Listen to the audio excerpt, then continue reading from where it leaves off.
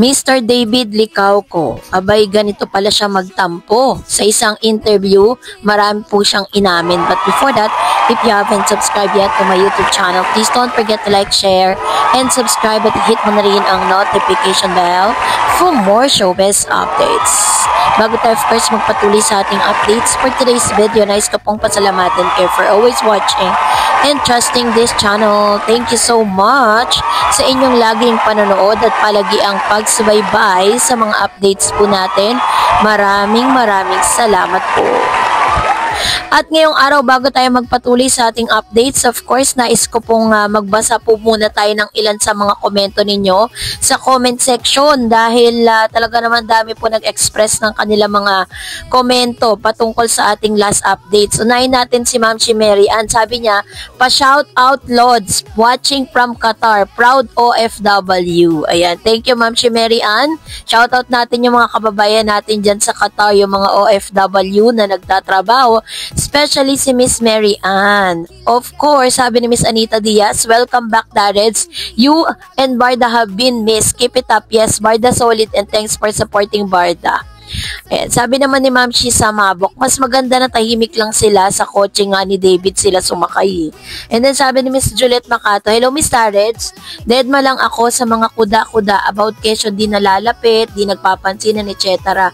Basta ako ay solid Barda, wa ako pake kung anong sasabihin ng iba as long as na masaya si Barbie at Ginoo sa mga trabaho nila at kahit sa sandali lang ding pagsasama nila ay totoong kasiyahan meron ang dalawa. Congrats Barda, God bless Miss Tarets. Ayan, salamat din po Ma'am si Juliet Macato sa inyo pong komento. Ito talaga yung solid Barda, no? Kahit ano pong sabihin ng mga bashers, hindi po nawi-wave yung kanyang paghanga. Sabi ni Miss Tess, malay natin, Sister Darred, sa Christmas na already na lang tayo mag-propose na si David. Love you, Sister. Ayan, thank you, Ma'am Chi Tess Pisawis. And also si Ma'am Chi Liliosa po. Good morning, Miss Darred. Thanks sa update ng Barda. Basta ako masaya sa ganap nila kahit solo ira sila. Team panatag ako and God bless. Yan, sabi naman ni Ma'am Shimir ng Katanyag, ang importante, marami naghihintay sa Barda at masaya ang mga bashers. Tawanan na lang natin yan kasi malungkot yung buhay nila na dinadanas, which is true, diba? Kaya po yung mga bashers na yan, kaya nga tinawag na bashers kasi wala silang magandang sasabihin. Puro negatibo yan, wala silang magandang makikita dyan. Eh, sabi ni Miss Lorena Peterson, amin na kayo para happy ang mga fan Barda nyo. Love, love. Sabi ni Ma'am si Elinita, good morning Miss Tarets. I always thank you for updating sa Barda. Sana sunes nga magpakita na sila sa tunay nilang nararamdaman kasi papasko na gusto ko naman magkasama sila sa Pasko. Sabi ni Miss Kylo, Barda tunay. Salamat po Miss Tarets for reading my comment. I really admire Barda kahit anong binabato nila sa Barda. Patuloy na maging matatag lang at may something talaga. If friends lang, normal lang na chikahan na walang awkwardness. Iba na kasi yung status sila as much as possible. Gusto man nila maging sweet kaso gusto nila gawin in private. Deserve nila privacy. Di rin kasi natin alam baka may contract sila sa solo era at part yun ng di sila makitaan ng sweetness hanggang lapas sila project together. May katwiran po itong comment ni Miss Kylo ha.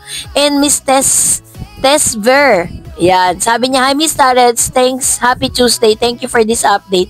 Barbie and David just keep working together. Barda, and enjoy everyone. Ayan. Sabi ni Miss Igo Minaktuko, solid Barda. And sabi ni Miss Evelyn, pag gumamit silang madami maninira at pipilitin sirain sila, okay na yan, tahimik lang sila.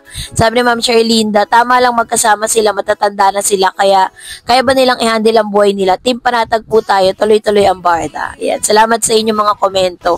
And of course, ito na pag-usapan natin si Mr. David Licauco dahil sa isang interview niya po sa Lion Here TV, meron po siyang inamin na ganito pala magtampo ang isang David Licauco, no? So, panoorin natin ang video clip na ito. Ako ni Dustin, ini-free up yung schedule ko eh. So, talaga? Free up yung schedule, di sinuso ko. Sabi niya na the other night dun sa fan meet niya. Nang in-announce na yung fan meet niya, ikaw daw una niyang naisip na i-invite. Una niya naisip, in-invite ko sa Kuya Korea, pumunta ba siya? Nag-message ba? Ano lang message mo sa kanya? Drawing ka daw. Miss ko rin dating Dustin. Oo. So, Matapos pakiligin ni Mr. David Licao kung ilan sa kanyang mga followers at supporters sa kanya pong Instagram and Facebook page or personal Facebook kung saan nag-flex lang naman siya, no? Actor David Licao turned up the heat on Instagram with a series of poolside photos that left fans swooning. In the snaps, Licao plunged his stone sick while relaxing by the water, showcasing his dedication to fitness and healthy living. So, dun po sa photos na yun kung saan nasa Instagram account niya po, pinost niya po yan at kahapon ay ibinalita natin yan sa inyo, 'di ba? So, yun po yung ilan sa mga kaganapan ngayon kasi parang on vacation nga itong si Mr. David Licao. At sa kanyang latest interview dito po sa Lion Here TV ay tila nag-express ng pagtatampo itong si Mr. David Licao, no, kay Mr. Dustin Yu. Alam naman nating lahat na mag-best friends sina David Licao at Dustin Yu, pero pinag-uusapan ang nakaraan fan meet ni Dustin kung bakit wala daw si David sa para suportahan ang BFF kasi nga naman sanay tayong lahat na pag may mga magagandang or malalakihang event po si Mr. Dustin, nandun po lagi si David para suportahan siya. Sa recent interview ni David ay may may laman ang mga pahayag niya. Nagtatampo daw ito kay Dustin dahil wala na raw itong time para sa kanya. Siya yung hindi nagpapakita. Nag-text siya sa akin the other day. Sabi niya, "San ka? Tara, inom tayo." Ako, syempre, kapag tinext ako ni Dustin, pinipre ko yung schedule ko. Hindi seryoso ako, sabi ni David. So, kapag daw pala merong invitation sa kanya, is talagang kahit may schedule siya, pupuntahan niya. Sabi niya, ako syempre kapag tinext ako ni Dustin, pinifree niya nga yung schedule niya. At nung in-announce daw kasi yung fan meet ni Dustin, si David daw yung unang naisipan ni Dustin na imbitahan niya. Anong reaction ni David tungkol dito? Una niya akong naisip nung in-invite ko siya sa Kuya Korea. Pumunta ba siya? Tanong ni David kay Dustin na pabirong nagtatampo. Ano kayang mensahe ni David kay Dustin sa sinabing drawing daw ito na hindi dumating sa kanyang fan meet?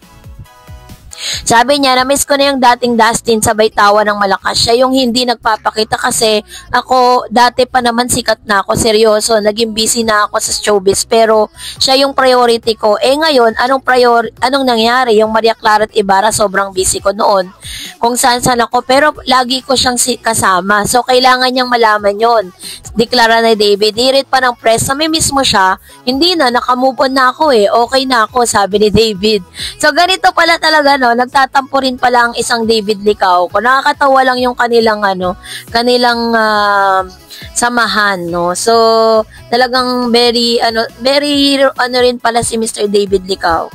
So that's it for today. For more videos and updates, please don't forget to like and subscribe, and please don't forget to follow my Facebook page, Dar Eds TV and Dar Eds channel. God bless everyone.